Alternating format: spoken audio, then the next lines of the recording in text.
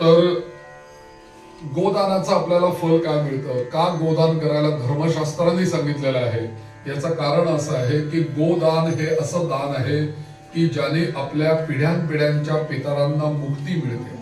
मुक्ती नुसती मिळते असं नव्हे, तर त्यांना स्वर्ग प्राप्त होतो असं फल सांगितलेलं आहे.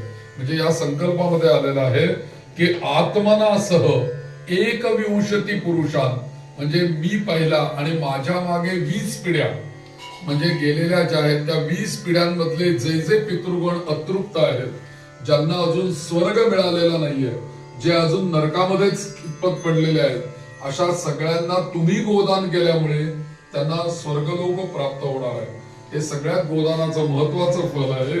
आणि दुसरी गोष्ट म्हणजे 21 पुरुष तारण पूर्वक स्वर्ग प्राप्तीद्वारा, म्हणजे तारण या शब्दाचा अर्थ जरी ते आज देहानी माझ्या समोर नसले तरी सूक्ष्म देहानी ते जिथे असतील तिथे त्यांचं रक्षण व्हावं एवढा करता, त्यांना कोणत्याही यातना होऊ नये. तारण या शब्दाचा अर्थ परमेश्वर आपलं तारण करतो म्हणजे काय, तर अनेक संकटांपासून तो आपल्याला वाचवत असतो. तसं त्या पितृलोकामध्ये, नरक लोकामध्ये जो काही त्यांना यातना होणार आहेत, या सगळ्या यातनांपासून रक्षण करावं या करता. आणि दुसरी गोष्ट म्हणजे सांगितलं की त्रिवित्त पूर्व पृथ्वीदान समफल अवाप्तये.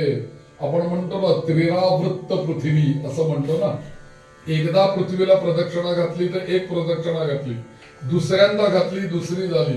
त्रिरावृत्त म्हणजे पृथ्वीला 3 प्रदक्षिणा घातल्याचं जे काही पुण्य आहे, त्रिरावृत्त पृथ्वीदान सम फल अवाप्तये, म्हणजे 3 वेळेला पृथ्वी दान केल्याचं पुण्य एक गोदान केल्याने प्राप्त होतं. आणि हे ग्रंथांमधलं मी तुम्हाला सांगतोय, हा गीता प्रेस गोरखपूरचा गोदान प्रयोग आहे. गीता प्रेस गोरखपूरने कल्याण मासिक छापलं होतं, त्याच्यामध्ये गो सेवा अंक म्हणून एक 450 पानी मोठा ग्रंथ छापलेला आहे. त्या गो सेवा अंकामधलं हे गोदान आहे. मी ते त्याची झेरॉक्स